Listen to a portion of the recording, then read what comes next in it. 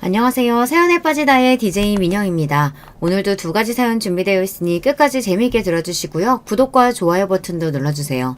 그럼 오늘의 사연 함께 만나볼게요. 안녕하세요. 저는 자식들 다 장성시키고 은퇴 후 남편과 유유자적한 삶을 즐기며 살고 있는 60대 주부입니다. 그동안 두 아이들 키우랴 직장생활 병행하랴 정말 몸이 10개라도 모자랄 정도로 치열하게 살다가 아이들 모두 독립해서 나가고 퇴직하고 하고 나니 남아도는 게 시간이더라고요. 살면서 이렇게 시간이 여유로웠던 적이 없어 좀 당황스러울 정도였습니다. 쉬는 것도 하루 이틀이지 저처럼 쉼없이 움직이던 사람들은 가만히 쉬는 것도 쉬운 일이 아니더라고요. 그때 접한 게 바로 이 채널입니다. 저처럼 결혼하고 자식 키우며 겪는 일들에 대한 사연을 들려주시는 여러분 덕분에 은퇴 후 적적한 마음을 달랠 수 있었어요. 저만큼 나이 드신 분들이라면 아마 공감하시겠지만 자식이라는 게 다 키웠다고 마음 놓을 수 없는 존재 아닙니까? 특히 자녀의 결혼이라는 큰 행사를 치르면서 아이를 직장에 들여보내기 전까지 한시도 긴장을 늦출 수가 없더라고요. 큰 아이인 아들 녀석 장가 보낼 때도 그랬지만 그보다 작은 녀석인 딸아이 결혼 문제로 속 썩을 일이 많았던 저로서는 정말 가슴 졸일 일이 많았더랍니다. 결혼식장에서 도대체 이게 무슨 짓이야? 애는 어디 가고 댁만 나와서 이 게임판을 치는 거야? 남의 집 귀한 딸 못살게 들들 볶을 땐 언제고 이제 와서 댁이 뭐라고 내 딸을 찾아? 내가 당신같이 천박한 인간한테 내 딸 보낼 것 같아? 살면서 겪어온 일이 결코 적지 않다고 자부합니다만 단연코 전할 만큼 제 인생에서 크게 화를 내본 적이 없습니다. 바로 딸의 결혼식 날이었죠. 마냥 행복하기만 해야 할 그날 한때 사돈이 되리라 생각했던 여자를 쥐잡듯 잡은 제 사연 한번 들어보시겠어요? 제 아이들은 아이들 어렸을 때부터 제가 직장 생활을 해서 그런지 찰나기 시작하면서부터 엄마 손 거의 안 타고 자기 할 일 척척 해내는 독립적인 성향으로 자라났습니다. 엄마 입장으로서는 참 대견하기도 하고 다른 집 전업주부 엄마에 비하면 항상 해준 것이 모자란 것 같아 안쓰럽고 미안하기도 해요. 아들 녀석은 대학 입학하면서 바로 학교 근처에 자취를 시작해 독립해 나갔고요. 2살 터울인 딸아이 역시 대학 입학을 앞두고 독립하고 싶다는 의사를 밝혀왔습니다. 두 녀석 모두 독립심이 너무 강해서 예상하지 못한 일은 아니었으나 아무래도 세상의 험한 꼴을 너무 보고 살아온 나이든 엄마이다 보니 아들 독립시킬 때랑 딸아이 보낼 때랑 마음가짐이 좀 다르더라고요. 걱정이 많은 저를 보고 저희 딸은 그저 이렇게 말했습니다. 엄마 입장에서야 걱정하는 거야 알지만 솔직히 집에서 다니나 독립해서 학교 다니나 각자 바빠서 얼굴 보기 어려운 건 마찬가지인데 뭐가 그렇게 다른지 잘 모르겠어. 엄마 입장에서 할 말이 없더라고요. 딸아이 말이 틀린 게 없었거든요. 남편도 은근히 저를 부추겨 딸아이 독립을 말리고 싶은 눈치였으나 평소 신경을 많이 못 써준 대신에 아이들 의사를 더 존중해주려 노력했던 것이 저희 부부 교육관이었으므로 결국 딸아이 독립을 허락할 수밖에 없었습니다. 딸아이 말 맞다나 각자 사는 게 바빠서 그런지 아이들 독립시키고는 작정하고 불러 모으지 않는 이상 시간 맞춰 다 같이 얼굴 한번 보는 것도 쉽지 않더라고요. 아직 퇴직 전이어서 여전히 바쁘긴 하지만 두 아이 다 떠난 집에 퇴근할 때마다 괜히 마음이 휑한 기분이었습니다. 어쩐지 내 작은 아이들이 이제는 너무 멀어진 것 같은 기분이 들었죠. 아들 녀석이 직장 잡고 생활이 안정되면서 결혼 의사를 밝혀오자 정말로 내 아이들이 우리 둥지를 떠난 것이 실감이 났습니다. 만나는 사람이 있다는 건 알고 있었지만 아들이나 딸이나 본인들 연애 이야기를 주절주절 늘어놓는 편이 아니어서 상대방에 대해 아는 것이 많지는 않았습니다. 하지만 요새는 자식 결혼시키면 남이라고 생각하고 사는 게 속 편하다면서요. 괜히 가깝게 지내보겠다고 이것저것 간섭하다가는 며느리 사위 미움 사서 자식들까지 척지게 되는 경우가 다반사라고요. 저 역시 주워들은 건 있어서 아들 개혼 때 딸 같은 며느리니 하는 제 입장만 생각하는 소리 말고 쿨한 시어머니로 살자 다짐했죠. 그래서 딸아이가 결혼하겠다고 했을 때도 아들 때처럼 아이들을 위해 일정한 거리를 두자고 생각했어요. 처음 아들 결혼할 때 그런 다짐을 했을 때는 내심 섭섭한 마음이 없지 않았는데 막상 그렇게 살아보니 나쁘지 않았습니다.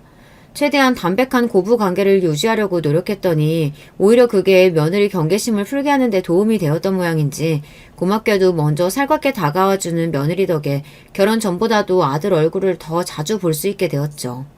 아무래도 딸은 더하겠죠. 요새 인식이 많이 바뀌었다지만 그래도 며느리와 사위 대하는 건 차이가 있을 수밖에 없으니까요. 평소 똑부러진 아이이니 맹탕인 놈을 데려올 거라고 생각하지 않았기에 딸아이 결혼 문제는 전적으로 딸과 예비 사위 의사를 따르리라 생각했습니다. 늘 자기 일을 알아서 척척 해왔던 딸에게도 결혼이란 쉽지 않은 문제인 모양이었어요. 좀처럼 먼저 도움을 요청하는 일이 없는 아이인데 결혼 준비하면서 저한테 먼저 이것저것 물어오는 일이 많더라고요. 딸아이는 바쁜 엄마 귀찮은 일 늘리는 것 같다며 미안했지만 정작 저는 신이 났습니다. 손갈 일이 적었던 아이한테 비로소 엄마로서 도움이 되는 것 같아 기뻤죠. 그런 저를 보고 딸아이도 생각이 많아진 것 같았습니다. 내 딴에는 엄마 늘 바쁘시니까 내가 다 알아서 하는 게 엄마 돕는 건 줄 알았는데 지금 와서 생각해보면 내가 엄마한테 너무 무심했다 싶어. 다른 집 딸들은 엄마한테 그렇게 살갑게 군다고 하던데 나야 애교도 없고 엄마한테 먼저 살갑게 군 적도 없는 것 같고 시집 간다고 생각하니까 엄마랑 해본 게 너무 없어서 미안하더라고. 미안해도 엄마가 미안해야지. 엄마가 바쁘다는 핑계로 민영이한테 신경을 너무 못 써줘서 엄마가 항상 미안해. 그러니까 엄마 귀찮게 군다고 생각하지 말고 필요한 거 있으면 엄마한테 다 해달라고 해. 우리 딸은 충분히 그럴 자격 있어. 멋쩍게 웃는 딸아이를 보며 그동안 의도치 않게 딸과 서먹했던 감정이 사르르 풀리는 듯 했습니다. 결혼을 앞두고 딸도 얼마나 생각이 많았겠어요. 심란할 일도 많고 신경 쓸 일도 많고 그럴 때마다 저를 의지해주는 것 같아서 뿌듯했습니다. 양가 상견례를 통해 딸아이 시부모님이 되실 분들을 처음 만나는 날은 저도 답지 않게 긴장이 많이 되더라고요. 이미 아들을 결혼시킨 바 있지만 제가 시부모가 되는 입장이랑 딸아이 시부모가 될 분들을 만나는 입장은 다르더라고요. 이러니 저러니 해도 아직까지는 처가보다는 시댁 입김이 센 편이잖아요. 우리 딸 한 번 더 예쁘게 봐주십사 하는 마음에 예비 사돈에게 잘 보이고 싶은 마음도 더 컸고요. 아이 시아버지가 되실 분은 성격이 점잖으신 것 같았습니다. 저희 말에 호의적으로 호응하긴 했지만 원래 말수 자체가 많은 분은 아니신 것 같았어요. 말수가 많은 쪽은 아이 시어머니 될 분이셨죠. 우리 형우는 외동이라 이번 결혼이 저희 집은 처음이자 마지막 결혼식이 되겠죠. 그러다 보니 제가 자식 결혼에 대해서 이것저것 기대치가 많은 편이에요. 이왕이면 남 부끄럽지 않게 결혼식 치려서 잘 보내고 싶기도 하고요. 뭐 그 마음이야 이해합니다만 그래도 상견례에서 시어머니 될 사람이 결혼에 대한 기대치가 많다고 대놓고 말하는 건 상대 부모 입장에선 참 부담스러운 일입니다. 뭘 어떻게 기대한다는 건진 모르겠으나 저희 쪽에 어지간히 요구하는 바가 많겠다 싶어 심장이 덜컥 내려앉는 기분이더라고요. 아이를 먼저 들여보내고 남편과 돌아오는 차 안에서 불길한 마음이 가시질 않았습니다. 상견례 내내 조잘조잘 떠드는 예비 안사돈 때문에 정신이 하나도 없었어요. 덕분에 처음 뵙는 사돈 내외라고 어색할 겨루는 없었습니다만 아무래도 딸 시집 보낼 때 가장 신경 쓰이는 자리가 시어머니 자리이다 보니 여러 가지 생각이 안 들 수가 없었습니다. 잠깐 본 것만으로 평가하는 게 경솔할 수는 있으나 상견례 자리에서까지 나서는 걸 좋아하던 예비 안사돈을 보니 그 기세에 저희 딸이 눌리지는 않을까 걱정도 됐고요. 한마디로 예비 안사돈의 첫인상은 어떤 모임에서든 자기가 가장 주목받는 사람이 되어야 하는 사람처럼 보였습니다.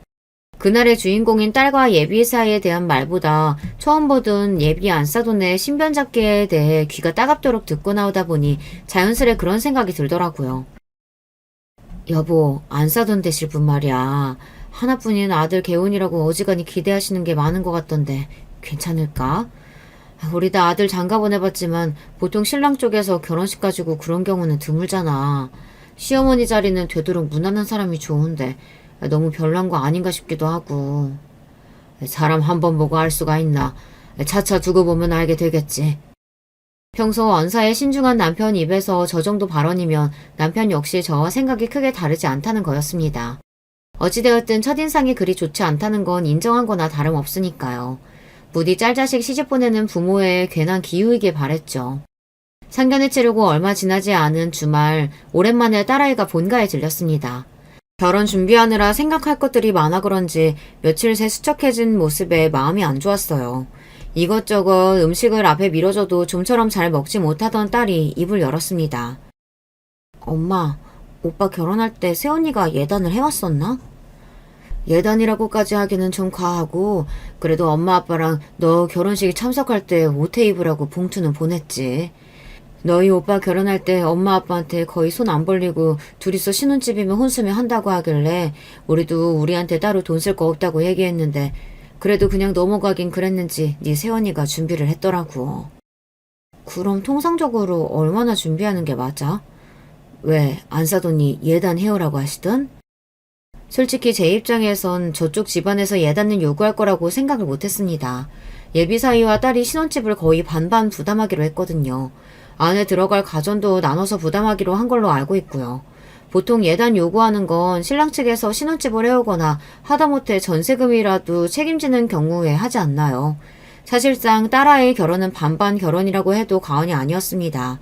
예비사위가 자기 본가에서 금전적 도움을 받기로 했는지까지는 아직 들은 바 없었으나 딸아이는 결혼하겠다는 의사를 밝힐 때부터 자기가 차곡차곡 저축한 돈으로 작게나마 본인들 힘으로 시작하고 싶다고 이미 못을 박았습니다.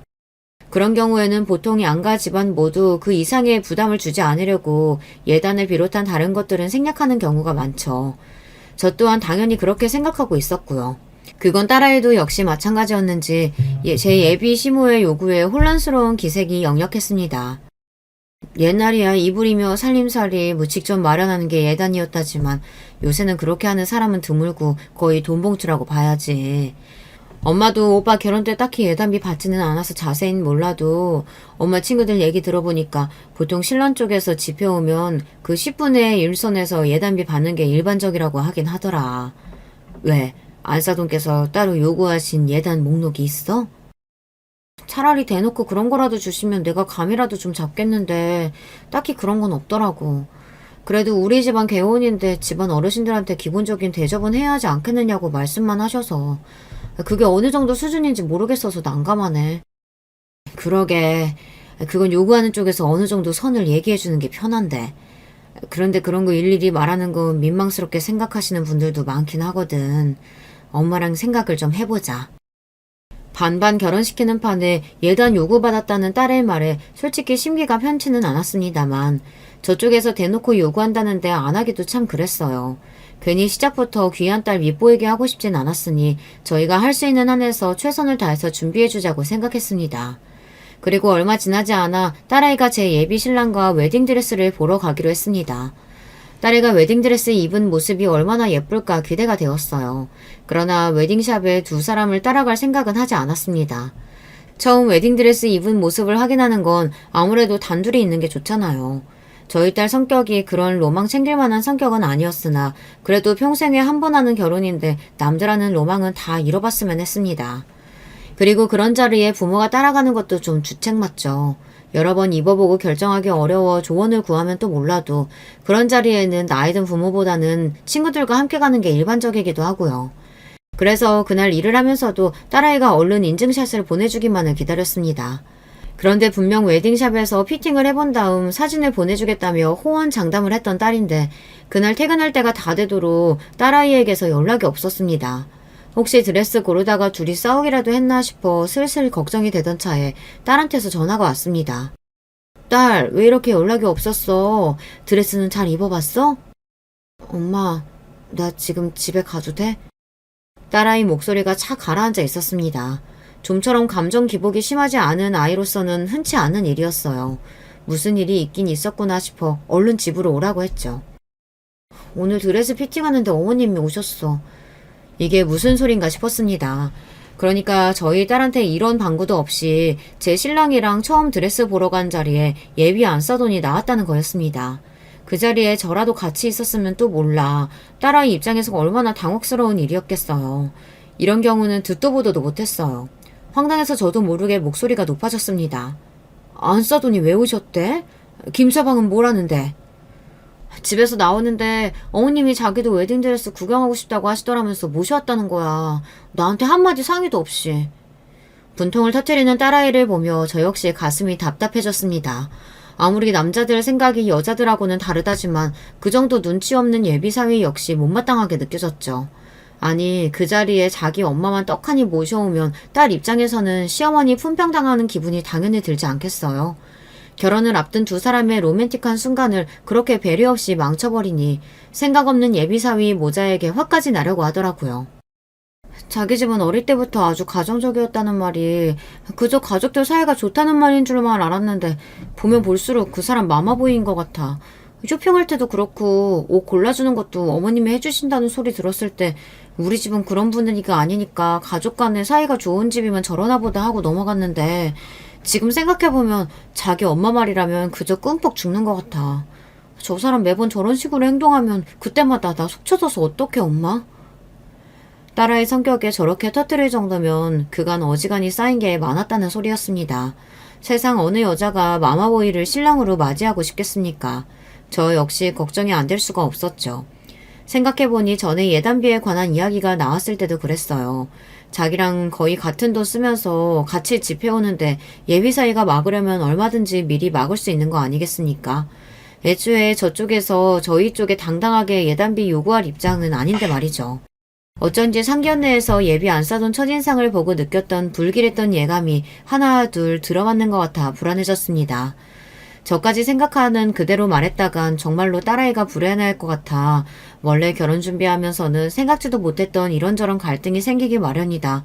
이렇게 애써 딸을 달래서 보냈습니다. 그리고 저녁에 자려고 누웠는데 도저히 잠을 잘 수가 없더라고요. 사람이 하나를 보면 열을 안다고 하지 않습니까? 결혼 전부터 며느리 될 아이에게 저리 진상을 떠는데 결혼하고 나서는 대체 어떤 상상을 뛰어넘는 일들이 벌어질까 눈앞이 아찔했습니다. 아까 딸아이가 했던 말이 계속 머릿속을 맴돌았어요.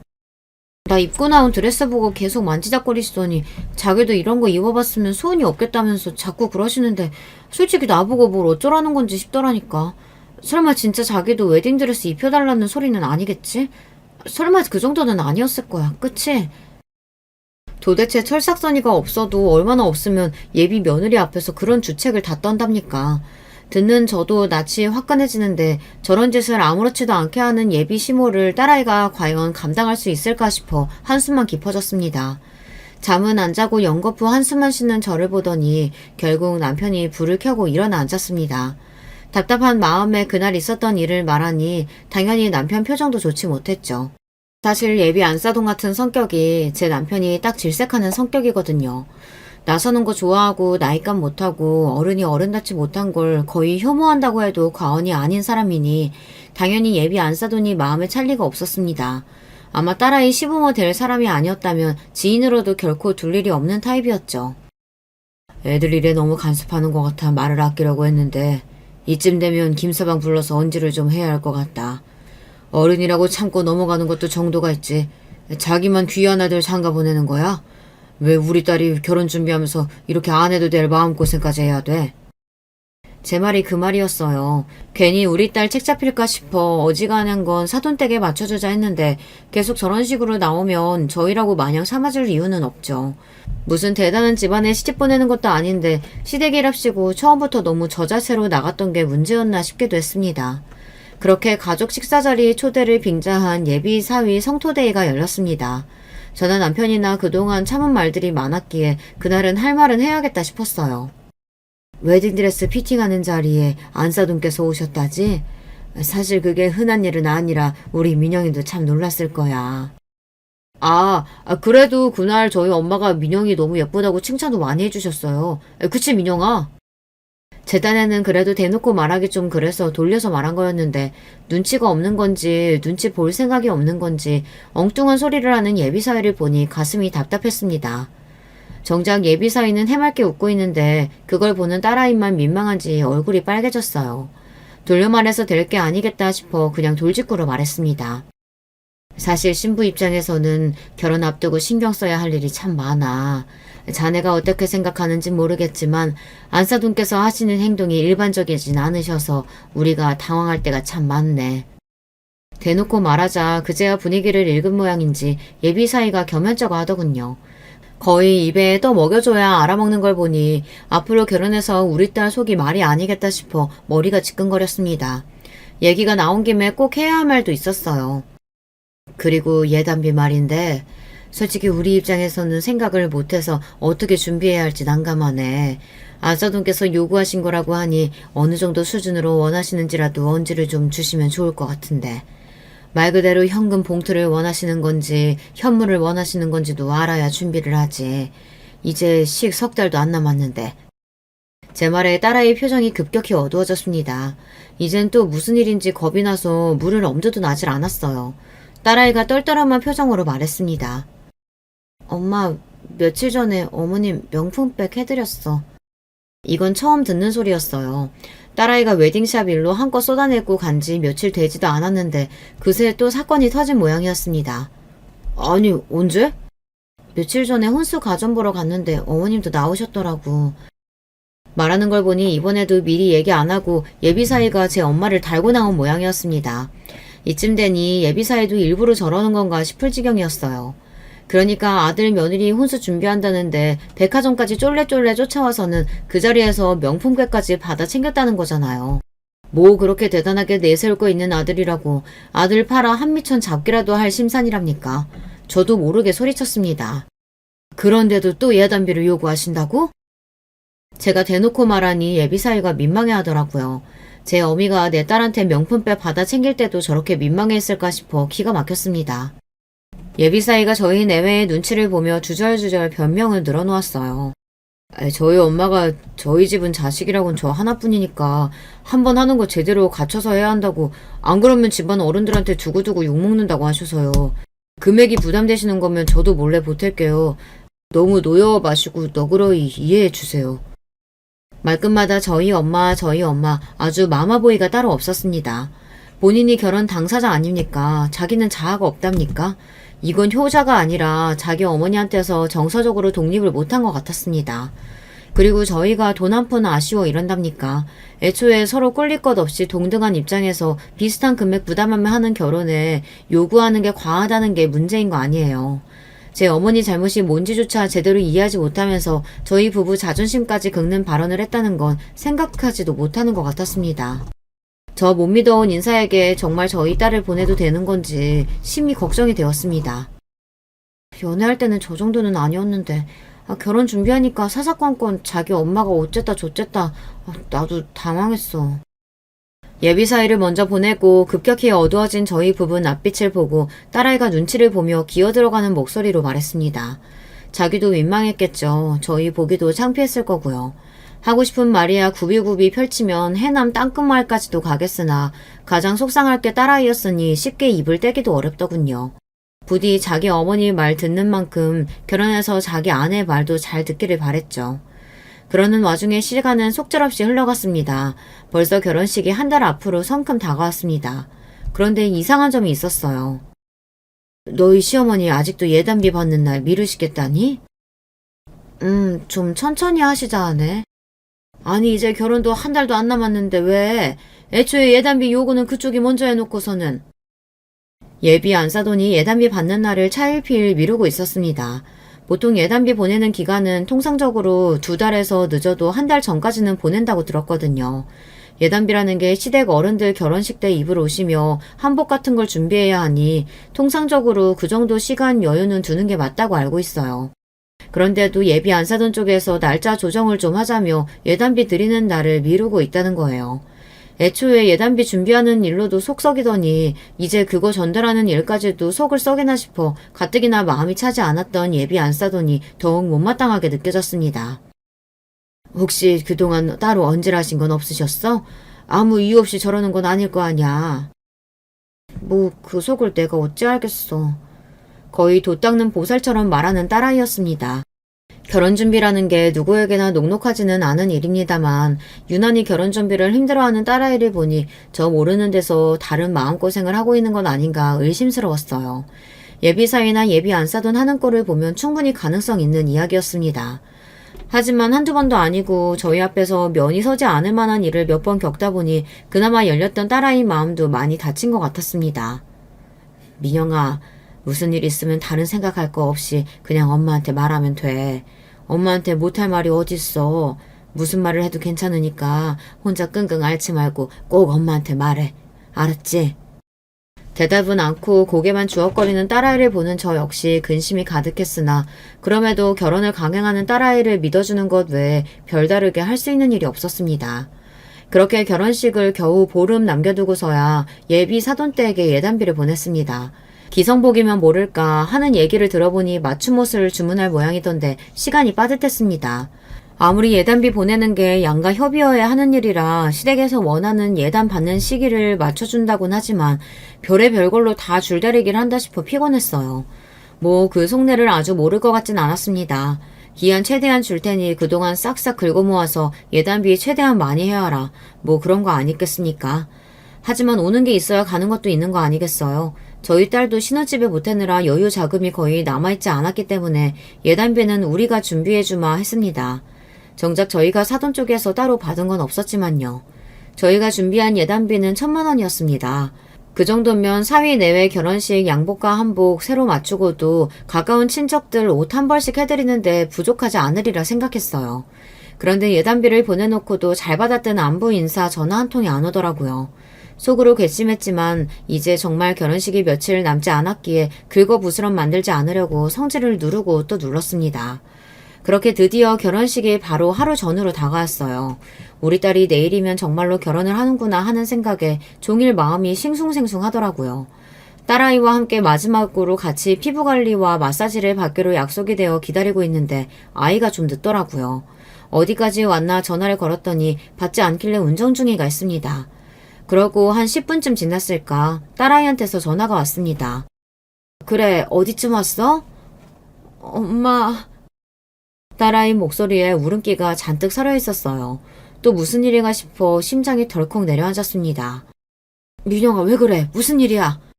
대답은 않고 엉엉 울기만 하는 딸아이 때문에 속이 시커멓게 타들어갔습니다. 아주 어릴 때가 아니고는 머리 좀 크고 나서는 좀처럼 우는 일이 없는 아이였어요. 무슨 사달이 나도 단단히 났구나 싶었습니다.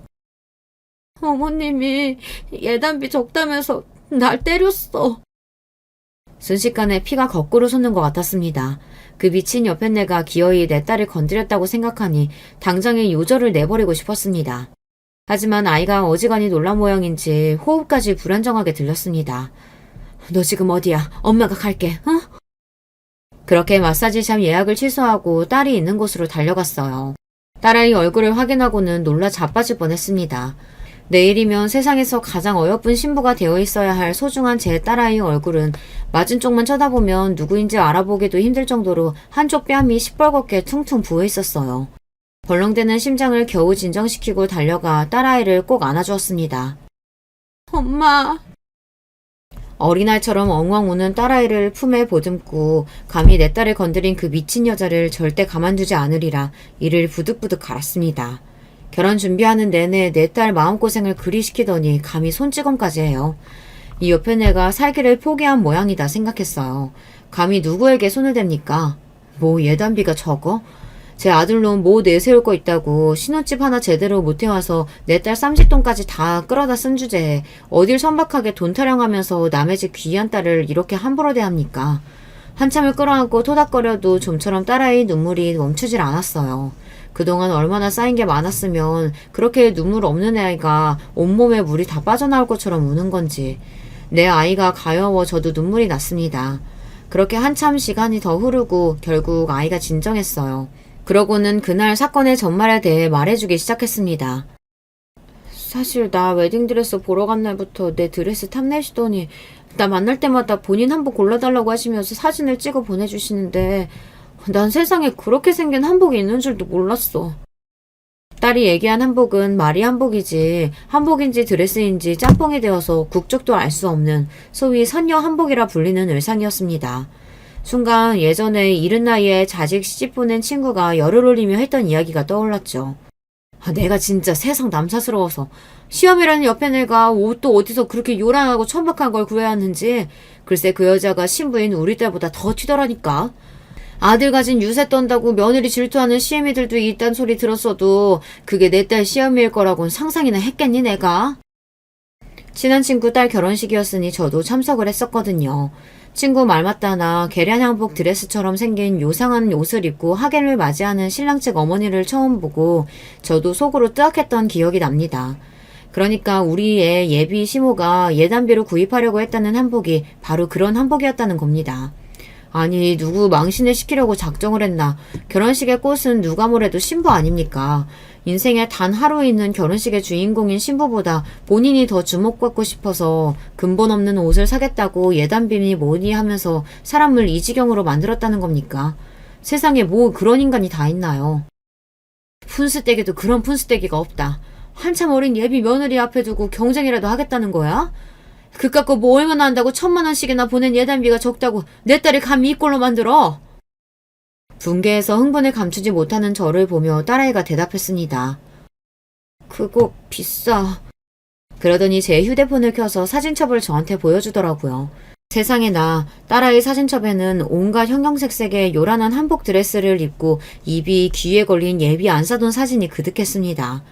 그러니까 이 철딱선이 없는 여편네가 유명하다는 한복 드레스샵이란 샵에는 다 들어가며 자기가 입고 싶은 옷을 일일이 찍어 딸에게 보낸 겁니다. 나는 이 정도 수준의 옷은 입어야겠으니 그에 맞춰서 예단비 준비하라는 압박이나 마찬가지였죠. 애초에 예단비 요구했을 때부터 진상이라는 생각을 속으로 하기는 했으나 이건 정말이지 제 상식으로는 상상을 초월한 짓거리였어요. 제가 그 사진들을 보고 입을 떡 벌리고 말을 잇지 못하자 딸아이가 말을 이었습니다. 거기 가게들 다 맞춤 제작만 하는 고급샷들이야. 거기 입고 찍은 한복이 한 벌에 1,000만 원이 훌쩍 넘는데요. 그래서 결국 당신이 입고 싶다는 고급 맞춤 드레스는 못 산 거지. 마지막으로 피팅한다고 나 불러놓고는 갑자기 성질을 빽 내더니 예단비라고 꼴랑 그거 보내냐고 하나 있는 아들 결혼식에 제대로 된 한복도 못 입는다면서 내 뺨을 갑자기 치는 거야. 뭐 자기 친구 누구는 아들 장가 보내면서 열쇠 3개나 받았다나. 그러니 자기 아들 결혼식 때 입을 만한 한복 한 벌 못 짓는 옷을 어디 예단비라고 보냈냐면서 날뛰고 난리를 친 거지. 정말이지 기가 막히고 코가 막힐 노릇이었습니다.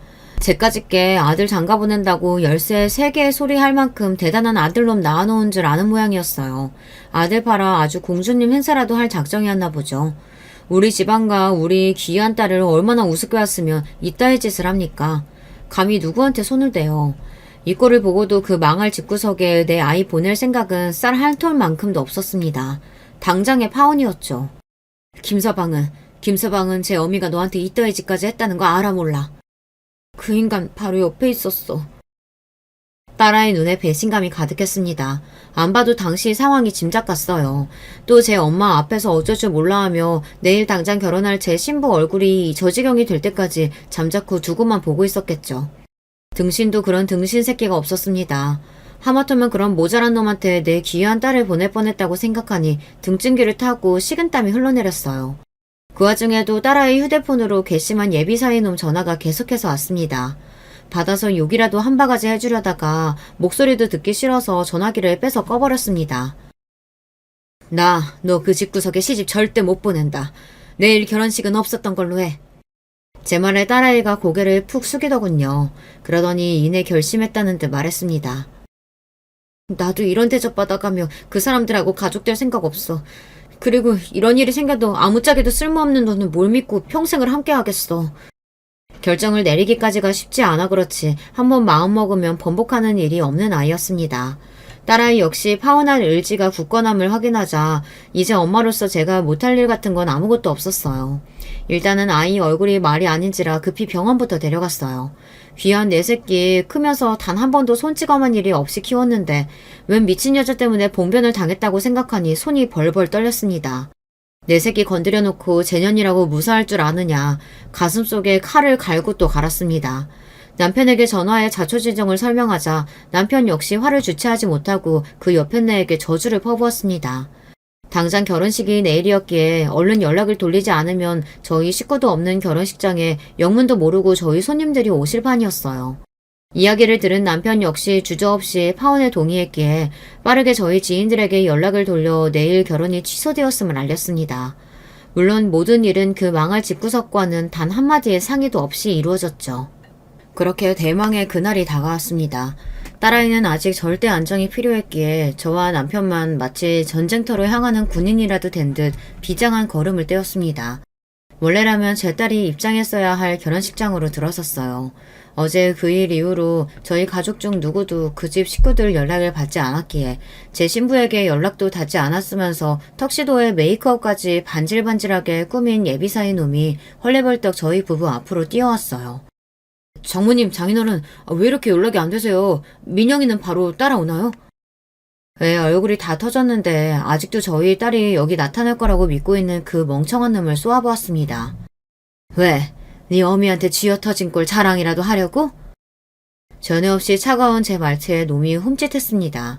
감히 내 딸을 그 꼴 당하게 둔 원흉을 당장 머리채라도 잡고 싶었으나 아직 할 일이 남아있었어요. 놈을 무시하고 쌩하니 지나쳐 문제의 그 옆에 내를 찾아갔습니다. 딸아이에게 사진으로 보낸 것만큼은 아니었으나 역시 요란하기 짝이 없는 차림새를 한 여자를 쉽게 찾을 수 있었어요. 꼴이 아주 공작새 저리 가라였죠. 남의 딸 얼굴을 뭉개놓고 제 지인들이랑 낄낄 쳐웃고 있는 꼴을 보자니 구역질이 올라올 지경이었습니다. 아직도 예단비 문제로 앙금이 남았는지 결혼식 당일 사돈을 보고도 새침하게 고개를 돌리는 꼬라지를 보자 저건 인간이 아니다 싶었습니다. 그 인간이 그러든지 말든지 저는 곧장 결혼식 단상으로 올라가 마이크를 잡았습니다. 오늘 결혼식은 없습니다. 원래대로라면 제가 신부 엄마이지만 저는 이 결혼 파토냈거든요. 제 말에 웅성거리던 식장 안이 한순간에 찬물을 끼얹은 듯 적막만이 가득했습니다.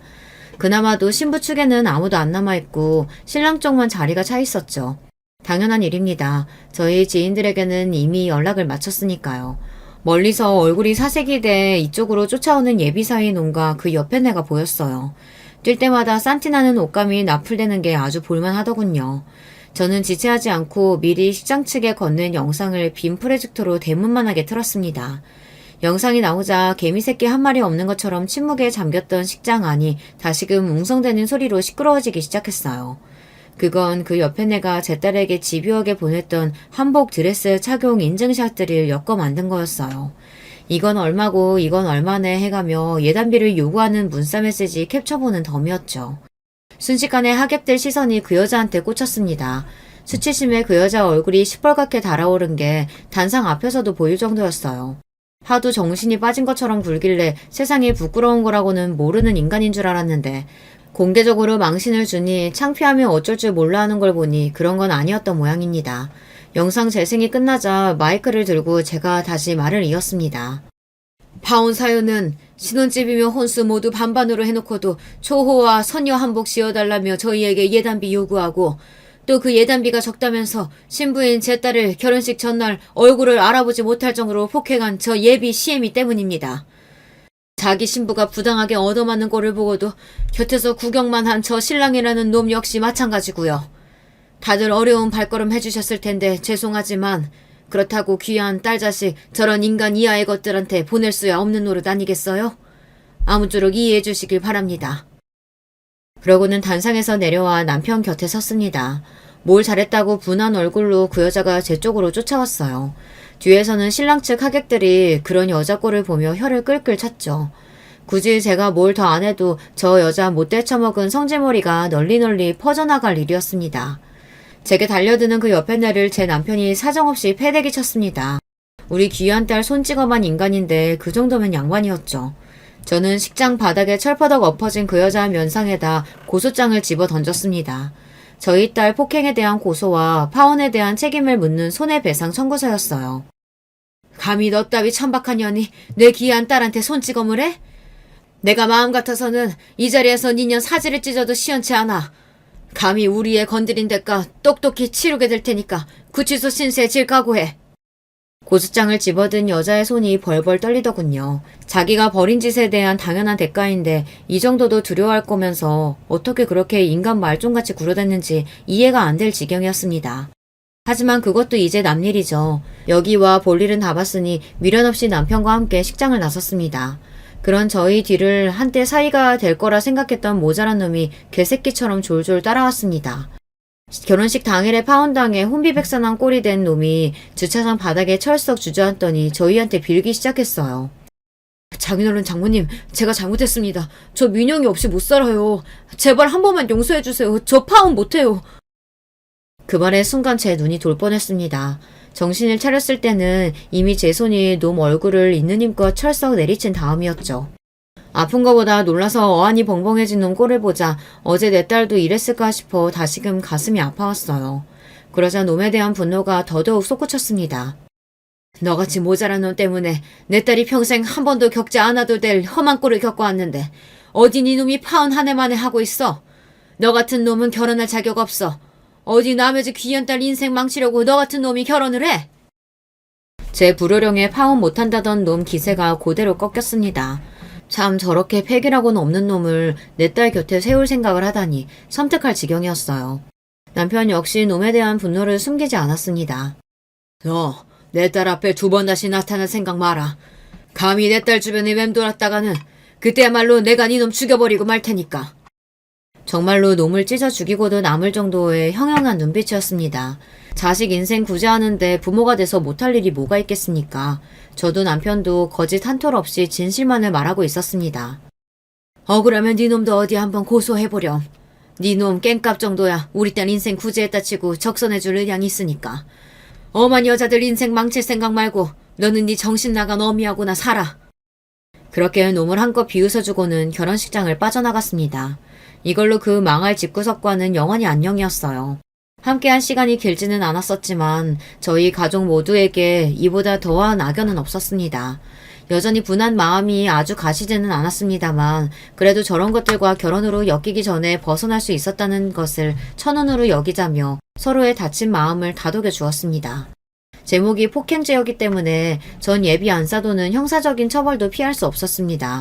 얼마나 무식하고 우악하게 힘이 센 건지 겨우 뺨 한 대 쳤는데도 애 얼굴을 그 꼴로 만들었다고 생각하니 그날 그 여자 얼굴도 못쓰게 만들고 올 걸 그랬나 했으나 제가 정말로 그랬다면 더 속상해할 게 뻔한 딸아이를 생각하니 그 정도로 대응한 것도 잘한 일이다 싶었죠. 뒤늦게 그 여자가 선처를 호소하며 고소를 취하해달라는 등 염치도 없이 저희 집 앞으로 쫓아오길 여러 차례였습니다. 그럴 때마다 사람을 써서 길바닥에 패대기쳐 쫓아내며 줄 수 있는 망신이란 망신은 다 주었죠. 그것도 몇 번 하고 나니 별 재미는 없더라고요. 자기가 지은 죄가 있는데 고소 취하라니 어림도 없는 소리였죠. 그래도 초범이라고 처벌이 징역까지 가지는 않았으나 집행유예로 호적에 빨간 줄은 남겼습니다. 아이 치료비며 정신적 손해배상이며 결혼하느라 썼던 자금들까지 싹 다 뽑고도 남을 정도로 넉넉하게 보상을 받을 수 있었습니다. 물론 문제의 예단비도 전액 돌려받았죠. 우리 딸 속을 그렇게 썩게 만든 돈이니 모조리 우리 딸 새 출발을 위한 자금으로 쏟아부을 예정입니다. 결과적으로 저한테 뺨 맞았다고 전 예비 사위놈이 저를 고소하는 일은 없었습니다. 자기의 의사와 상관없는 일방적인 파혼에 제 어미가 적지 않게 고생을 한 탓에 그 밴댕이 소갈딱지 같은 심보에 보복성이라도 고소를 하지 않을까 싶었거든요. 그래도 마지막 남은 일말의 양심은 있었던 모양인지 끝까지 고소는 안 하더라고요. 제 어미 송사가 마무리된 후 제 쪽으로 그간의 일에 대해 사과의 뜻을 전해오긴 했으나 굳이 답하지는 않았습니다.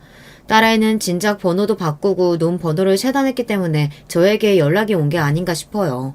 저희 부부가 딸아이 앞에 나타나면 죽여버리겠다고 협박했던 게 먹힌 모양인지 놈이 딸아이 근처에 접근하는 일은 없었습니다. 제게 문자 메시지로 마지막으로 사과라도 할 수 있게 딱 한 번만 만나게 해주시면 안 되겠냐 물어왔으나 턱도 없는 소리였습니다.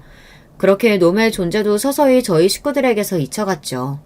사안이 가벼운 사안이 아니다 보니 딸아이 마음을 추스르는 게 쉽지는 않았습니다. 하지만 전에 없이 딸과의 사이가 가까워져 있었어요.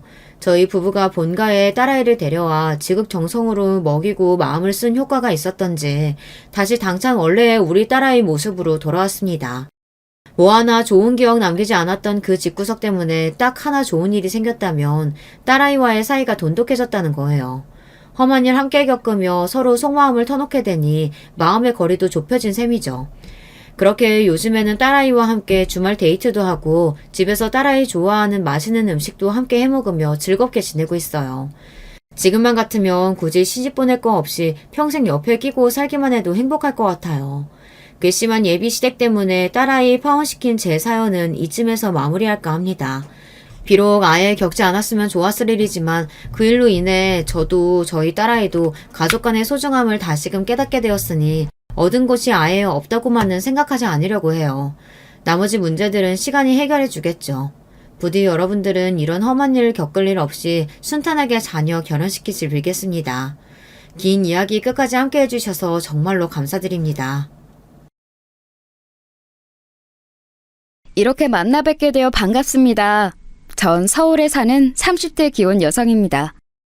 요즘은 뭘 해도 재미없는 때인 건지 예능이나 드라마도 딱히 흥미없고 다른 취미생활 하는 것도 심드렁한데 유독 유튜브 보는 건 재미있더라고요. 컨텐츠도 정말 다양하고 접근성이 좋아 쉽게 찾아볼 수 있어서 이것저것 보다 보면 어느새 하루가 다 갈 정도더라고요. 그중 가장 좋아하는 게 바로 이 사연 채널이에요. 사람 사는 게 다 똑같다 하지만 사실 어떻게 그럴 수 있나요? 100명이면 100가지 이야기가 있듯이 저마다 사는 방식도 모양도 다 다른 법이죠. 나와는 마치 다른 세계에 있는 듯한 사람들의 이야기를 들으면서 세상엔 참 다양한 삶과 다양한 인간이 있다는 걸 오늘도 깨닫습니다. 그렇게 점점 세상을 받아들이는 마음의 여유와 포용력 또한 넓어지고 있으니 이 또한 사연 채널의 순기능이라고도 할 수 있겠죠. 저도 다른 사람들의 이야기를 들으며 많이 놀라고 슬프고 즐거워할 때가 많았는데요. 오늘은 가만히 듣는 것 대신 특별히 제 이야기를 해보려고 합니다. 아마 이 이야기를 듣는 여러분도 많이 놀라거나 우시실 수도 있을 거예요. 저는 평범한 가정의 셋째 딸로 태어났습니다. 위로 언니가 2명이나 있으니 세자매인 거죠. 어렸을 땐 언니들과 치고받고 정말 많이 싸웠는데 나이가 들어보니 가족만큼 애틋한 게 없더라고요. 이 세상에서 유일하게 절대적으로 내 편이 되어주는 건 가족뿐이라는 걸 깨달은 거죠. 그러다 보니 때마다 언니들과 함께 여행을 가고 한 집을 구해 같이 살거나 주에 3-4번은 꼭 만나서 안부를 공유하고 수다를 떨 만큼 가까운 사이가 되었어요. 언니가 2명이나 있다는 것, 그 둘이 나를 끔찍히 사랑해주고 위해준다는 건 저의 자랑이나 마찬가지였습니다. 부모님도 자매끼리 돈독하니 많이 좋아하셨죠. 왜 그런 말 있잖아요. 부모는 당신네가 곁에 있을 때보다 있지 않을 때 자식들이 행복한 걸 가장 바란다고. 우리 셋이 함께라면 부모님이 훗날 세상을 떠나도 서로 믿고 의지하며 살아갈 거란 확신이 생기셨던 것 같아요. 옛날 같으면 딸이 줄줄이 있는 집은 부정적인 의미로 보였을 텐데 지금은 자랑거리가 되었네요. 제가 20대 후반이 되었을 즈음 저는 오랜 준비 끝에 공기업 시험에 합격하여 바라던 직업을 갖게 되었습니다. 복리후생은 낮은 편이지만 정규직에 임금도 높고 근무 시간도 대체로 짧은 편이라 꼭 하고 싶었던 일이었거든요. 실제로 일을 할 때도 굉장히 만족스러웠고요. 제가 합격했다는 소식에 아마 가족들이 더 좋아했던 것 같네요. 시험 준비하면서 사실 스트레스가 크긴 했거든요. 집안에서 취업 관련해서 부담을 주지는 않았지만요. 그래도 언니들은 대학교 졸업하자마자 바로 취직한 편이었고 아빠가 퇴직하신 이후로는 하루라도 빨리 경제적 독립을 하는 게 목표였거든요. 그래서 시험 준비를 하는 내내 특히 불합격한 이후 다시 공부를 할 때 심적으로 부담이 너무나 컸고 그게 건강 악화로도 이어졌어요. 툭 하면 쓰러지고 토하고 여러모로 고생을 꽤 했었네요. 시험에 붙고 나니 거짓말처럼 나아졌지만요. 그렇게 저는 일을 시작하게 되었고 정신없이 초반이 지나가고 몇 년간 일하면서 일에 익숙해질 무렵 큰언니가 소개팅을 해주겠다고 하더라고요. 언니가 잘 아는 동생인데 사람 참 진국이고 괜찮대요. 늘 그분 만날 때마다 자기 여동생을 소개시켜주고 싶다고 매제 삼고 싶다고 노래를 불렀대요. 그런데 마침 그분이 오래 만나던 사람과 헤어졌고 저도 취직해서 여유가 생겼으니 소개팅으로 이어주고 싶다는 거였습니다. 저는 소개팅을 한 번도 해본 적이 없어서 그런 자리가 쑥스러우니 둘째 언니를 해주라고 했는데요. 둘째 언니는 비혼주의자이기도 하고 겉모습으로 볼 때 제가 더 잘 어울릴 것 같다고 하더라고요. 저는 잠시 고민했지만 결국 알겠다고 답했습니다. 그렇게 소개팅 날이 되고 그분과 저는 조용한 카페에서 둘이 만나게 되었어요. 언니 말이 정말 맞긴 했습니다. 겉보기에는 말끔히 잘생겼고 사람 자체도 진중하고 어른스러워 보였어요. 말도 나긋나긋하게 잘하고요. 그런데 중요한 건 제 스타일이 아니더라고요. 제가 뚜렷한 스타일을 원하는 건 아니지만 그래도 진지한 것보다는 유쾌한 게 좋았거든요. 그런데 워낙 차분하시다 보니 함께하는 시간이 지루하게만 느껴졌습니다. 빨리 이 자리가 끝나길 바라면서 적당히 호응해주고 있는데 갑자기 모르는 남자가 웃으며 다가오더라고요. 알고 보니 그분의 친한 친구였어요. 모르는 사람을 둘이나 앞에 둔 게 어색하고 민망스러워서 저는 고개 숙여 차만 마셨고요. 그렇게 소개팅이 끝나고 집으로 향했는데 큰언니가 다가와서는 진지하게 갑자기 오늘 무슨 일이 있었냐고 묻더라고요. 별일 없었다. 그런데 잘 맞지는 않을 것 같다고 말했는데 큰언니가 웃더라고요. 그러면서 하는 말이 그 동생으로부터 전화가 왔는데 저와의 인연을 정중히 거절했다고 하더군요. 그런데 웃긴 건 본인보다 더 잘 맞을 것 같은 사람이 있는데 그 사람을 소개시켜줘도 괜찮겠냐고 물었대요. 웃기지 않나요? 그분도 저를 오늘 처음 봤는데 어떻게 더 잘 맞는 사람을 소개시켜준다는 거지. 그런데 뒤이어 덧붙이는 말이 아까 중간에 그분에게 다가왔던 그 친구와 맺어주고 싶다 했다는 겁니다. 놀랍기도 했고 뭔가 찜찜하기도 하고 또 얼떨떨했어요. 뭐지? 왜 이렇게 되는 거지? 싶어서요. 평소에 저 같으면 됐다고 거절했을 텐데 그때는 이상하게 한번 만나보고 싶더라고요. 잠깐 스쳐가면서 본 사람이지만 왠지 밝고 쾌활한 사람 같았거든요. 제가 알겠다고 하자 큰언니도 놀랐지만 뭔가 다른 낌새가 있다는 걸 눈치채고는 좋아하더군요. 어쨌든 그 친구분과 저는 두 번째 소개팅을 하게 되었습니다. 그런데 그 자리에서 알게 된 건데 사실 그 친구분이 저를 처음 보고 무척 마음에 들어했던 거였어요. 하필 소개팅 자리라고 해서 아쉽다라고 생각하면서 자신의 친구를 떠봤는데 마침 잘 안 맞는 것 같다, 잘 안 될 것 같다고 답했다는 겁니다. 그 말에 희망이 생겨서 곧바로 그럼 자기가 만나봐도 괜찮겠냐고 물었대요. 그렇게 물어본 친구분도 그걸 또 좋다고 언니한테 연락한 그 소개팅 남자분도 참 대단한 사람 같았습니다. 그렇게 요상하게 시작된 인연은 운명이었던 건지 이내 연인의 사이로 이어지게 되었습니다. 연애할 당시엔 별다른 문제가 없었어요. 4년 동안 봐왔던 남자친구는 처음 느꼈던 그대로 유쾌했고 쾌활했고 재밌는 사람이었거든요. 함께 있으면 즐겁고 시간 가는 줄 모르게 만드는 그런 사람이요. 그런데 딱 하나가 문제가 있다면 바로 가족관계였던 거죠. 남자친구에겐 위로 형이 2명 있었습니다. 왠지 신기하죠? 저희는 3자매인데 거기는 3형제더라고요. 저도 형제 중 막내, 남자친구도 막내고요. 남자친구도 저희 집처럼 꽤나 돈독한 사이 같았어요. 형들이 결혼한 이후부터는 잘 못 갔지만 때마다 형제끼리 여행을 갔었다고 하더라고요. 저희도 부모님 모시고 가거나 셋이 갈 때도 많았거든요. 마치 데칼코마니처럼 가정 환경이 비슷해서 신기하기도 하고 놀랐었죠. 그러던 어느 날 남자친구가 형네 부부와 함께 여행을 가자고 하더군요. 첫째 형과 둘째 형 모두 결혼하신 지 2년이 넘었어요. 장수 커플이라고 해도 저희만 결혼 안 한 사이니 어쩐지 좀 부담이 됐습니다. 그런데 남자친구는 형네 부부가 꼭 함께 하자고 했다며 형들은 자기보다 2-3살 정도밖에 차이 안 나서 세대도 비슷하니 별일 없을 거라고 합니다. 그러면서 형수들도 고지식하거나 싫은 소리 하는 사람들이 아니니 부담 갖지 말라고 하더군요. 그렇지만 전에 듣자 하니 남자친구는 형수들과 만난 게 몇 년 동안 2-3번밖에 없었다는데 말이에요. 뭘 믿고 그렇게 안심하라는 건지 모르겠더라고요. 결혼하기 전까진 절대 그 가족들을 만나면 안 된다고 언니들이 신신당부했거든요. 사람 일은 어떻게 될지 모르는 거고 괜히 확실치 않은 관계에서 아는 얼굴은 많이 만들어봤자 좋을 거 없다고요. 하지만 전 결국 남자친구의 꾀임에 넘어가게 됐습니다. 사실 남자친구와 결혼을 전제로 만나고 있기도 했고 그 집 식구들은 미리 만나보고 가족 분위기를 파악하는 것도 좋겠다 싶었어요. 그렇게 실제로 여행을 가서 만나게 된 남자친구의 가족들은 말로 딱 형용할 수 없지만 뭐라 해야 하나? 비범한 느낌이었습니다. 남자친구의 집안은 꽤나 잘 사는 편이란 걸 알고 있긴 했어요.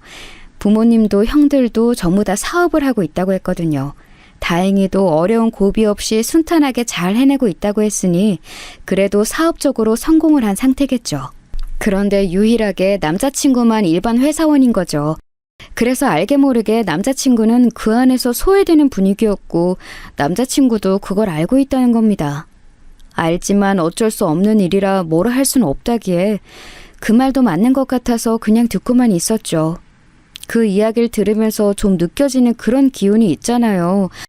가족 내에서 남자친구의 위치가 낮은, 인정받지 못하는 것 같다는 생각이 들더라고요. 그렇게 쌓여간 추측을 눈앞에서 확인하게 된 게 바로 그 여행이었습니다. 처음 남자친구의 형들과 형수들을 만났을 때 느낀 첫인상은 심상치 않다는 거였습니다. 가만히 서서 그저 악수를 하는데도 알 수 없는 포스가 느껴지더라고요. 호락호락하지 않겠다는 느낌? 그런 거 있죠. 아무리 처음 본 사람들이라고 하지만 그래도 놀러간 자리니까 어려울 거 없다고 생각했거든요. 그런데 제가 생각한 그런 분위기가 아니더라고요. 마치 청문회 같기도 하고 회사에서 온 나들이 같기도 하고 첫째 형으로부터 둘째 형, 남자친구로 이어지는 조그마한 계급 사회를 보는 것 같았습니다. 그도 그럴 게 형들이 엄청 고지식하고 강압적인 겁니다.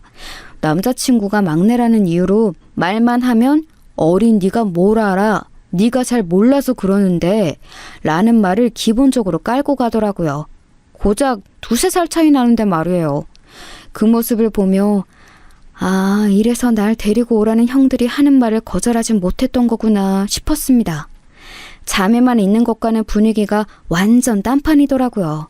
게다가 다들 사업하는 분이어서 그런 건지 그냥 성향 자체가 그런 건지 좀 사장님 마인드가 강하기도 했어요.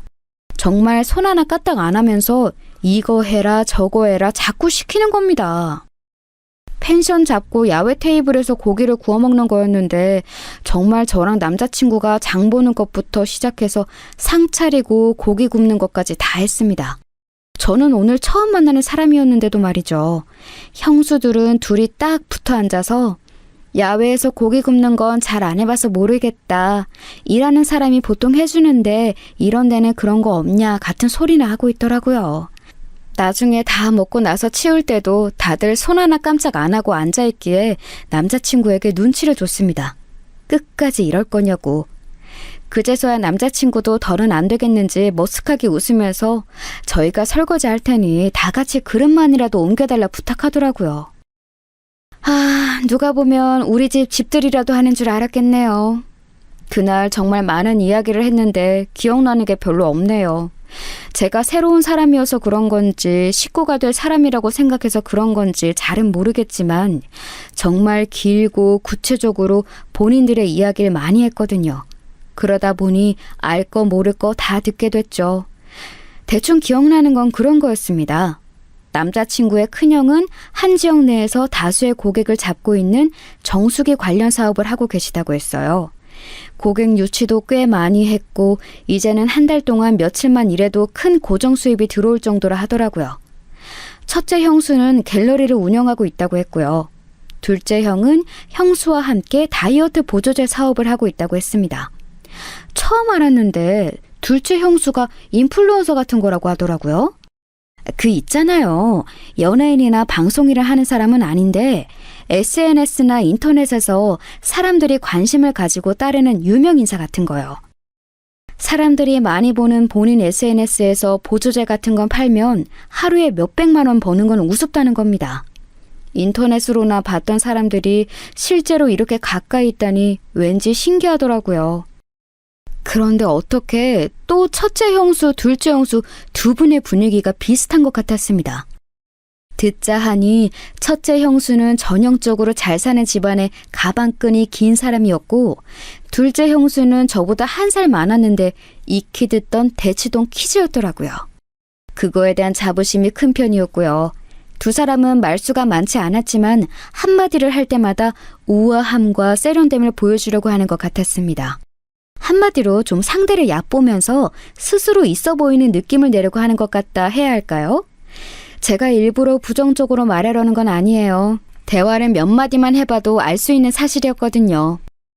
난 솔직히 갤러리 하면서 답답할 때가 많아. 요즘 화가들은 그림 같지도 않은 그림을 그리면서 어디서 못된 것만 주워듣고 오는 거 있지? 협상의 기술을 잘못 배운 건지 고개만 뻣뻣하게 쳐들고선 말이야. 그렇게 교양머리 없는 애들이랑은 상종을 하기 싫어. 어느 집안 앞에서 난척하는 건지 원.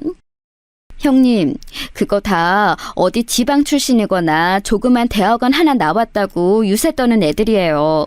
어렸을 때 인성교육이 안 됐으니까 나 살던 강남구나 서초구만 가봐도 얼마나 애들 교육에 열심인데 그렇게 배워온 애들이 나중에 가도 사람 구실하며 산다니까.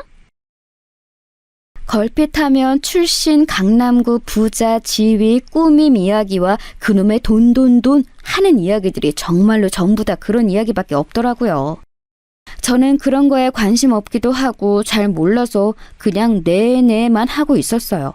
그러자 그 형수들이 아무 말 없는 저를 유심히 지켜보더니 저에게 한 가지 묻더군요. 유미 씨, 우리 집에 제사 있는 거 알죠? 요즘 같은 세상에 휴일에 놀러 가지 않고 귀찮게끔 뭔 제사를 지내나 싶지만 어머님이 그 부분에 대해선 꽤나 완강하시거든요. 지금까지는 저희도 며느리 목 다 하려고 맞춰드렸는데 유미 씨도 그런 거 괜찮나 싶어서요. 뭐 예배를 드리는 집안일 수도 있고 개인의 신념에 따라 안 할 수도 있고 뭐 결혼하면 그 집 식구가 아니라 우리 식구가 되는 거지만요. 아, 그렇구나. 저희 집은 예배로 드리긴 해요. 아직은 결혼을 이야기하는 단계까지는 아니라서 확실히는 모르겠지만 상황에 따라 어떻게 할지 조금 더 생각해 봐야겠네요. 그래도 두 분이 계셔서 많이 배우고 잘 따르면 되니까 걱정은 없겠어요. 많이 배우겠다는 게 잘못된 대답이었던 걸까요? 제가 대답을 잘못한 건지 두 분의 표정이 별로 좋지는 않더라고요. 그 후 언젠가부터 저에게 말을 걸지 않고 둘이서만 속닥거리며 이야기하기 시작했습니다. 두 분이 함께 있기에 제가 다가가서 무슨 이야기하세요? 라고 물으면 유미 씨는 잘 모르는 급의 이야기예요. 재테크 관련한 담론이거든요. 이라며 쏘아붙이는데 뭐 대단한 이야기라고 수다거리에도 급을 나누나 싶었네요. 앞에선 싸우기 싫어서 함구하고 있었지만 그날 정말 속으로 욕 많이 하게 되더라고요. 그렇게 어찌저찌 정신없이 이틀을 보내고 집으로 돌아가는 길 정말로 남자친구에게 크게 화를 냈어요. 나를 시녀 노릇하게 하려고 데려왔냐. 형들이랑 형수들이 저런 걸 알면 날 안 만나게 했어야지. 힘없다고 시키는 대로 데려간 거냐. 뭐 저런 사람들이 있냐 등등. 남자친구는 시종일관 미안하다고 사과하고요. 정말 미안해. 솔직히 말하자면 난 옛날부터 많이 참으며 살아왔고 그게 습관이 되어버렸거든. 원래부터 형들은 늘 저렇게 이기적이고 강압적인 태도였는데 그러다 보니 자연스럽게 저러면 안 된다는 걸 나조차 잊고 있었나 봐. 나한테는 어릴 때부터 높은 형들이라서 저러는 거 익숙하지만 그래도 유미 너한테는 잘할 줄 알았어. 형수들도 겉으로 좀 차갑지만 그래도 큰 형수 작은 형수 두 분이 잘 지내는 거 보면 너한테도 살갑게 대할 줄 알았고 그래서 나도 많이 놀라고 당황스럽더라. 이런 걸 보여서 정말 미안해. 화가 머리 끝까지 났지만 남자친구가 진심으로 사과하면서 사정을 설명하니 또 어느 정도는 이해가 되더라고요. 저런 집안의 막내로 크면서 얼마나 힘들었을까 하고요. 물론 그렇다고 해서 제가 겪은 수모가 사라지지는 않지만요. 집에 돌아가서 언니들한테 이틀 동안 있었던 일을 말하니 길길이 화를 냈습니다. 뭐 그런 막대먹은 집안이 있냐면서요. 만약 결혼이라도 하면 고생길 알고 자처하는 거니까 꿈도 꾸지 말라고 하더군요. 맞아요. 아무리 엮이지 않게 조심한다고 해도 한 가족이 되는 건데 그런 사람들과 한 가족이 되는 게 저 스스로도 정말 창피할 것 같더라고요. 그래서 그날 이후로 결혼에 대한 생각은 많이 사라지게 됐어요. 그런데 저의 이런 심적 변화를 느낀 건지 그날의 사건이 너무나 미안했던 건지 남자친구가 저에게 물심양면으로 잘해주기 시작했습니다. 원래도 다정한 사람이라 잘해주긴 했거든요. 그런데 이젠 정말 떠받들 듯 잘 대해주면서 앞으로 살아가며 부족한 점을 고쳐나가겠다고 미래 이야기를 수시로 하더라고요. 사람 마음이 참 간사한 게 그게 다 어떤 부차적 의도가 있어서 그런다는 걸 머리로는 알고 있으면서도 마음으로는 또 정이 가고 고맙고 그렇더라고요.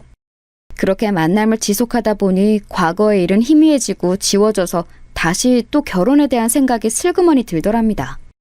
남자친구가 유독 결혼에 대한 이야기를 많이 하는 편인데 그러다 보니 저도 아, 이 사람이랑 결혼하는 게 당연한 일인 건가 싶어지더라고요. 언니들은 이 사건 이후로 남자친구에 대해서 엄청 부정적인 시선을 가졌던지라 저도 어느 순간부터 연애 이야기를 비밀로 하게 되었어요.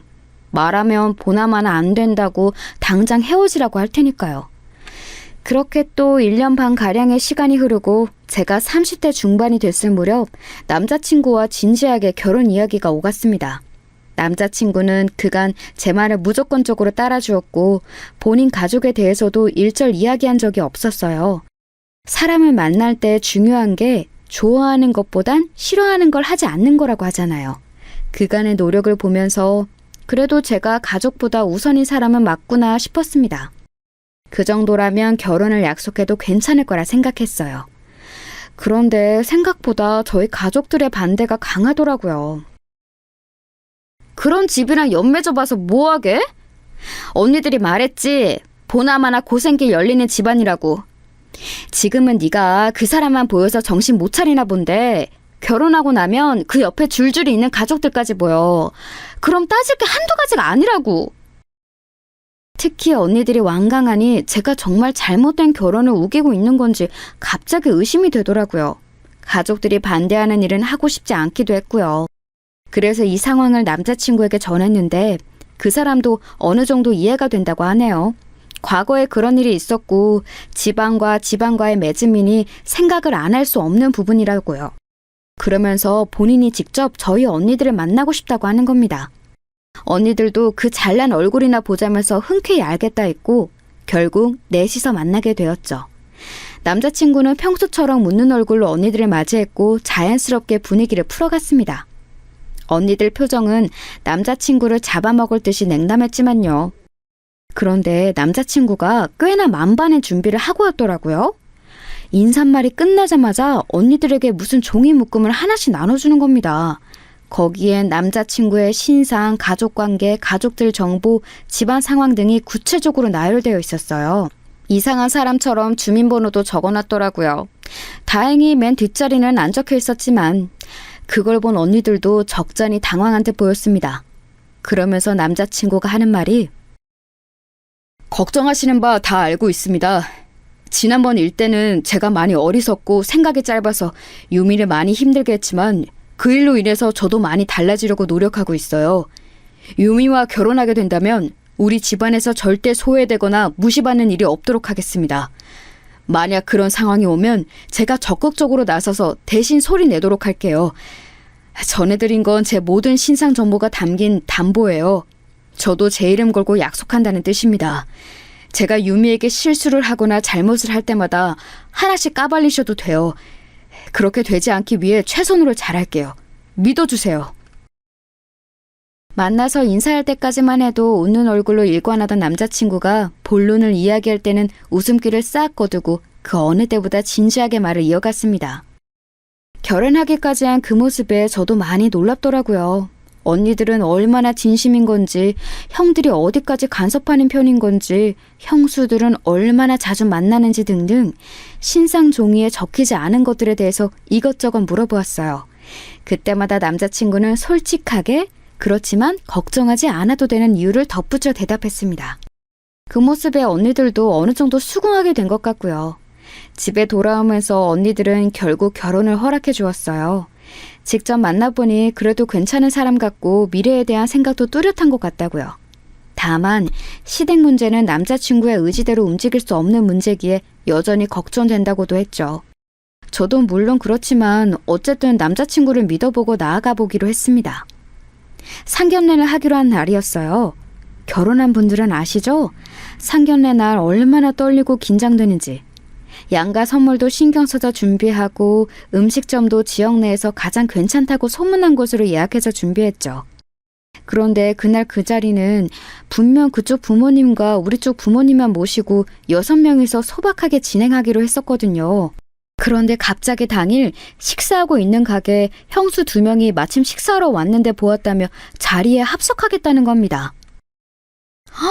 어떻게 이런 우연이 있지? 오랜만이에요, 유미씨. 이렇게 된 거 같이 식사해요. 우리도 가족인데 뭐 어때? 괜찮죠, 어머님, 아버님? 아니, 서울 시내 음식점이 거기만 있는 것도 아닌데 어떻게 거기서 그렇게 마주치나요? 게다가 형수 2명 모두 다요. 심지어 우리 부모님한테는 양해도 구하지 않고 냅다 앉으려는 게 기분이 영 안 좋더라고요. 뭔가 의심스러웠지만 하도 반가운 척하기에 어쩔 수 없이 그냥 저도 웃으며 맞이했습니다. 예비 시부모님도 당황하신 듯 했지만 달려드는 2사람을 막아낼 힘은 없어 보이셨죠. 전 만약 헛소리하며 당장 나가라고 해야겠다고 속으로 다짐하고 있었습니다. 그렇게 진상 형수들이 자리에 앉으려는데 남자친구가 굳은 표정으로 앞을 막으며 나섰습니다. 오늘은 상견례 자리예요. 형수님, 양가 부모님과 함께 식사하는 자리니 형수님들과는 다음번에 자리를 마련할게요. 딱 잘라서 거절하는데 제가 알던 사람이 아닌 줄 알았네요. 그렇게 단호히 말하니 그 드세던 형수들도 아무 말 못하더라고요. 그래도 전에 했던 말이 거짓은 아니었다는 걸 확인하게 돼서 내심 뿌듯했습니다.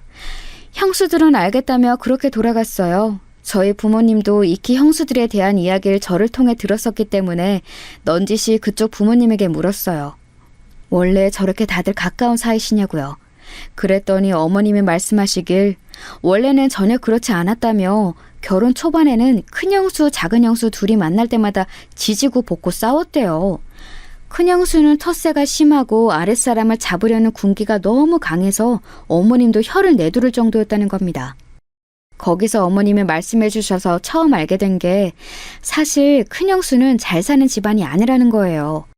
어렸을 때부터 힘들게 자랐고 밑으로 동생이 줄줄이 있어서 첫째 노릇 하다 보니 지금까지도 저렇게 윗사람처럼 구는 것 같다고 하시더라고요. 그 말에 엄청 놀랐어요. 누가 봐도 태생이 금수저인 척하면서 온갖 귀티 부티는 다 냈었는데 그런 비밀이 있으니까 남편도 어느 정도는 알고 있던 눈치긴 하더라고요.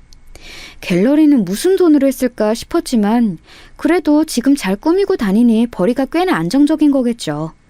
큰 형수가 그렇게 길을 누르려고 하면 둘째 형수는 고분고분하게 듣지 않고 일일이 말대꾸를 했다고 해요.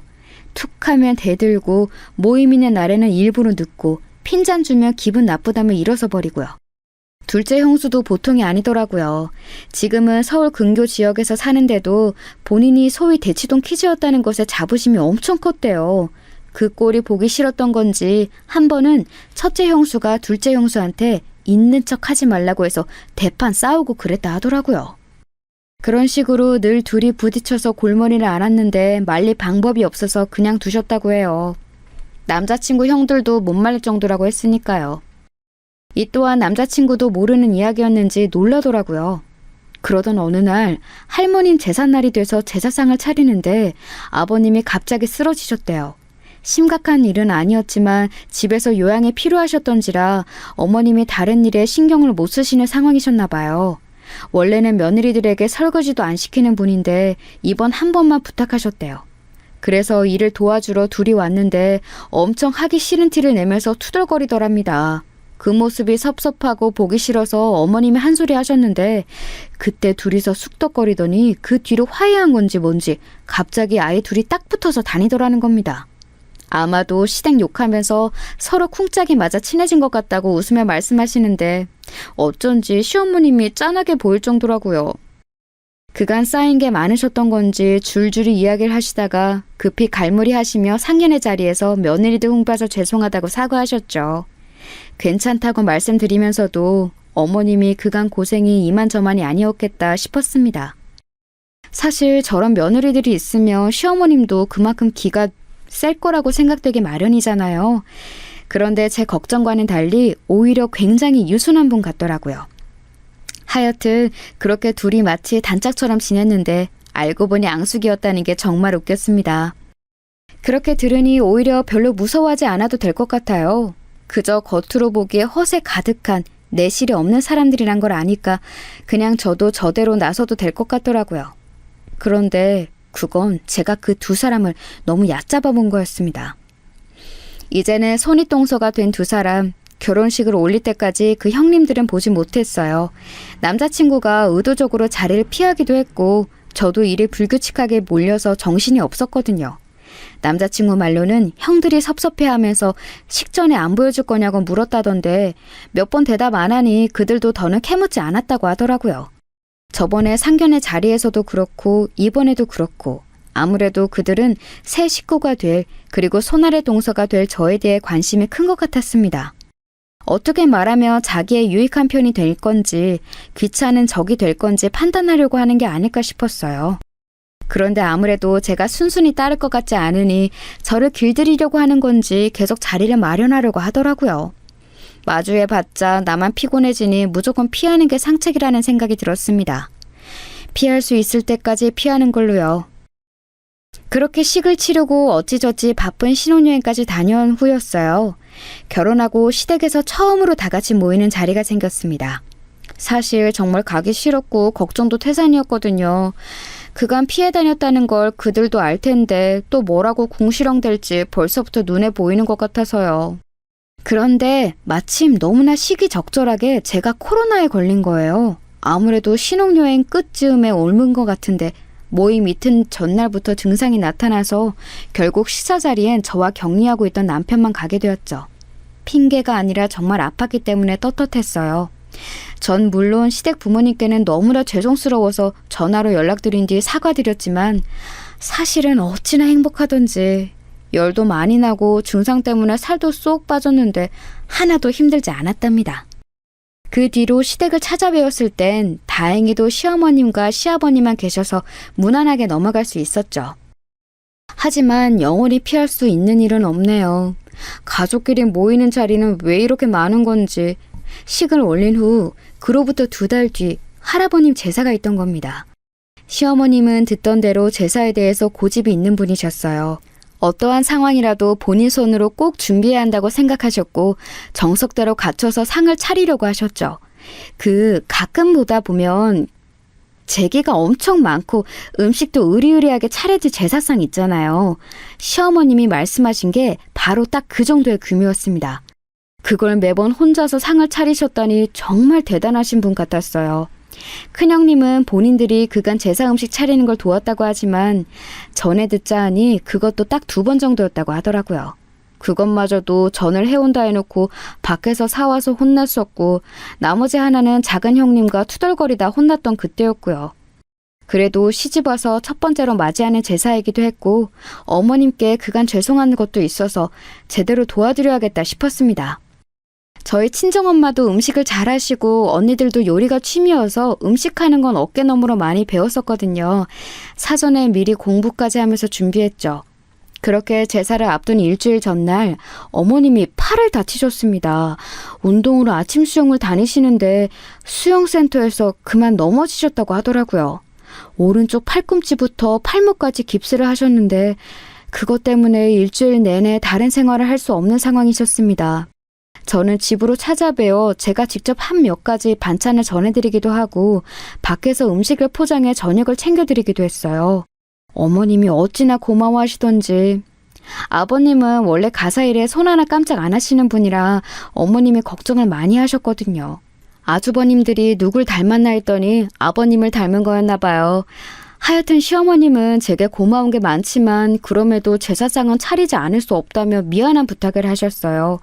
그런데 어떻게 거절할 수 있겠나요? 그런 사정 때문에 제사상은 결국 저랑 형님들이 준비하게 된 거죠. 모이기 전날 큰형님이 저에게 전화를 해 이런 말을 하셨어요. 동서, 이제야 그 바쁜 얼굴 보겠네? 동서가 안 보이는 동안 우리가 상 차리고 고생했으니까 이번엔 동서가 힘 좀 써봐. 안 돕겠다는 건 아니고 우리도 가서 이것저것 힘 보태긴 할게. 아, 장은 동서가 보는 거지? 그래도 처음으로 준비하는 제사인데 재료비 너무 아끼지 말고. 그건 어머님이랑 아버님한테 이것저것 챙겨드리며 뒤에서 혼자 애쓴 것 같던데 그런 것처럼 이것도 효도하는 마음으로 잘 준비해보자고. 잘할 수 있지? 딱 봐도 제가 시부모님 챙겨드는 걸 고가워하는 뉘앙스였습니다. 그래도 이제 곧 볼 사람인데 괜히 얼굴 붉힐림 만들지 말아야겠다 싶어서 꾹 참으며 알겠다고 답했어요. 그렇게 제삿날이 되고 하필 남편은 급히 지방으로 출장에 잡혀서 오지 못했어요. 혼자 갈 수 있겠냐기에 그러겠다고 말했습니다. 마음에 걸려있지만 그렇다고 간다고 한 걸 이제 와서 도로 물릴 수도 없는 일이니까요. 다 사람끼리 하는 일인데 별일 있겠나 싶기도 했고요. 그렇게 저는 오전부터 장을 본 후 곧바로 올라가서 혼자 음식을 준비했습니다. 어머님은 옆에서 한쪽 팔로 일을 하시며 이것저것 지시해 주시고요. 그래도 왼손으로는 한계가 있으니 거의 제가 다 한 셈이죠. 제가 땀을 뻘뻘 흘리며 음식을 하다가 고기 냄새가 역해서 잠시 쉬는데 어머님이 다가오셔서 종이봉투를 하나 주셨습니다. 열어보니 100만 원이 들어있더라고요. 오늘 장 본 거랑 음식 해준 값이라고 하시면서요. 너무 많다고 거절해도 제가 받아야 마음이 편하다면서 억지로 떠미셨죠. 많이 서럽긴 했는데 그래도 마음이 좀 풀리긴 하더라고요. 그렇지만 형님들은 여전히 제 마음을 불편하게 했습니다. 낮즈음에는 오겠다고 했는데 오후 4시가 넘어도 모습을 보이지 않더라고요. 5시가 될 즈음에서야 두 형님들이 한 번에 오셨습니다. 아주버님들은 일 때문에 못 오셨고요. 큰형님은 일찍 올 수 있었는데 교통비가 아까워서 작은 형님 시간에 맞춰 한 차로 오느라 늦었다는 겁니다. 그게 말이라고 하는 얘긴지. 어머님도 연신 기침을 하며 불편한 기색을 보이셨지만 눈치도 안 보는 건지 오는 길에 유명 디저트 가게에 있어서 사왔다며 하하호호 둘이 아주 신났더라고요. 부엌에 잠깐 들려서 음식 다 됐네 고생했어 동서라고 저에겐 딱 한마디 했네요. 저도 좀 화가 나서 아직 절은 안 했어요. 형님이 맡아주시겠어요? 라고 말했는데 못 들은 채 하더랍니다. 그럴 거면 왜 물어본 건지. 오늘만 참자라는 생각으로 저는 그냥 제 일을 하기 위해 부엌에서 다시 음식을 준비했어요.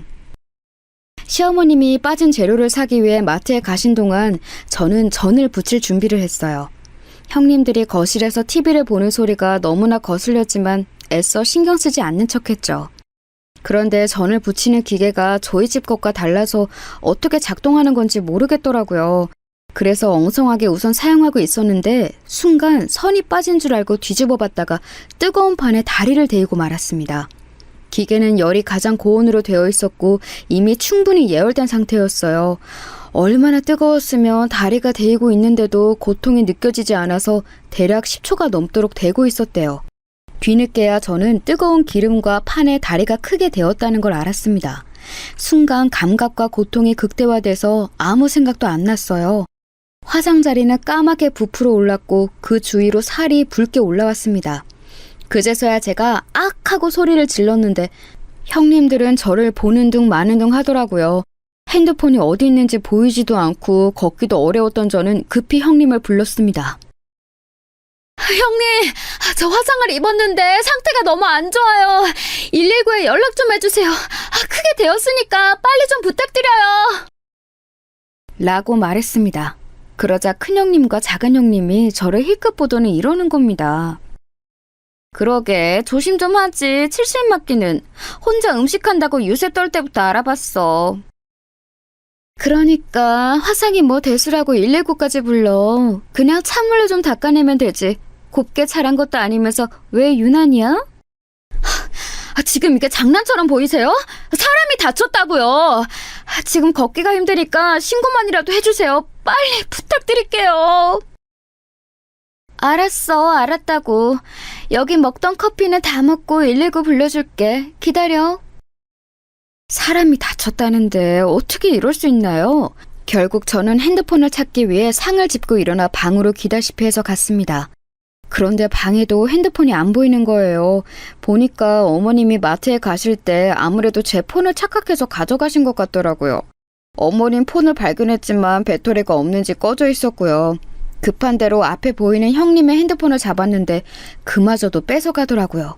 그러면서 말하길 어머, 지금 누굴 걸 함부로 만지는 거야? 못 배워 먹어도 한참 못 배웠네. 동서, 아까 형님 말씀 못 들었어? 이것만 다 마시고 전화해준다 했잖아. 동서가 참아. 아주 큰 병선 앞신 것 같으니까. 그러게 우리한테 잘 좀 하지. 어머님 말고 우리한테 잘 보이려고 했으면 이런 험한 꼴까진 안 보잖아. 가족끼리 피하고 무시하고 그러면 못 써. 막내 동서, 우리가 얼마나 잘해주려고 했는데 그 속내도 모르고. 그제서야 큰형님은 폰을 들어 신고를 했습니다. 제가 다치고 나서 15분가량이 흐른 뒤였죠. 저는 다시 화장실로 가서 찬물을 약하게 틀어 상처 부위에 댔습니다. 맨달이어서 화상의 정도가 심했고 분명 흉터가 크게 남을 정도로 컸죠. 하필 퇴근 시간과 겹쳐서 119가 늦게 도착했습니다. 저는 들것에 들려서 병원으로 향했습니다. 3도 화상이었고 보통 기름에는 2도 화상 정도 있는데 저는 훨씬 더 심각한 정도라고 했습니다. 피부 이식 수술까지 받아야 했고 제대로 치료하지 않으면 심한 후유증이 남을 거라고 했어요. 한시라도 빨리 응급처치를 해야 하는데 시간이 어느 정도 지난 것도 문제였죠. 너무나 절망적이었습니다. 하필 다리에 평생 남을 흉터가 생길 거라니. 고통도 고통이었지만 당시 형님들의 태도 때문에 우라가 치밀어 올랐어요.